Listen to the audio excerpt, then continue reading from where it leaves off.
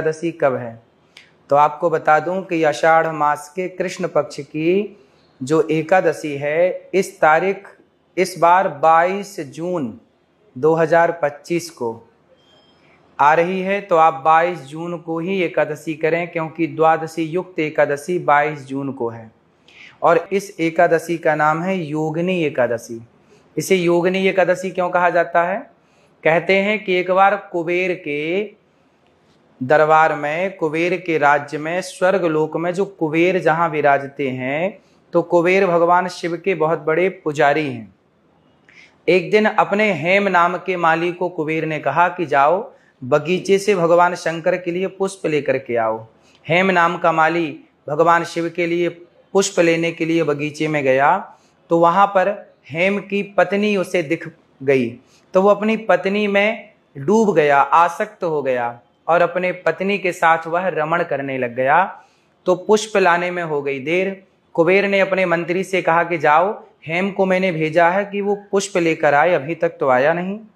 मंत्रियों ने जाकर देखा तो वो अपनी पत्नी के साथ बगीचे में क्रीड़ा कर रहा है, रमण कर रहा है, पत्नी के साथ मस्त है। तब कुबेर को सूचना मिली, तो कुबेर ने आकर के कहा कि मैं कब से भगवान शिव के लिए पुष्प के लिए तुम्हारा इंतजार कर रहा था और तुम यहाँ पत्नी के साथ रमण कर रहे हो। ये कोई वक्त है पत्नी के साथ रमण करने का? ये पूजा आराधना का समय है। जाओ, मैं तुम्हें श्राप देता हूं। कुबेर ने श्राप दे दिया हेम नाम के माली को कि जाओ, मैं तुम्हें श्राप देता हूं कि तुम कोढ़ी हो जाओ और मृत्यु लोक में जाकर के बीमारियों से घिर जाओ। श्राप लगते ही हेम नाम का माली इस मृत्यु लोक में आ गया और कोढ़ का रोग हो गया। ना उसे नींद आती, ना भूख लगती, दर दर की ठोकर खाता, कष्ट से शरीर जला जा रहा है। तब उसे मार्कंडेय जी का दर्शन हुआ। मार्कंडेय जी से कहा कि हे गुरुदेव, मैं इस पाप से, इस बीमारी से कैसे बचूं? तब मार्कंडेय जी ने पूछा कि तुम्हें ये सब बीमारी हुई कैसे?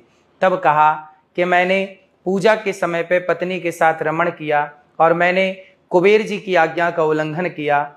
भगवान शिव की पूजा में देर हुई, इसलिए मुझे कुबेर जी ने श्राप दिया है। तब मार्कंडेय जी ने कहा कि आपने बिल्कुल सच बताया, इसलिए जाओ, अब आषाढ़ मास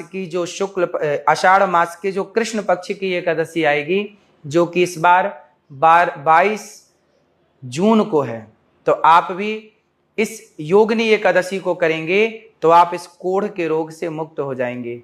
तब कुबेर के श्राप से मुक्ति के लिए मार्कंडेय जी ने कहा कि हेम, तुम इस एकादशी का व्रत करो, 88,000 ब्राह्मणों को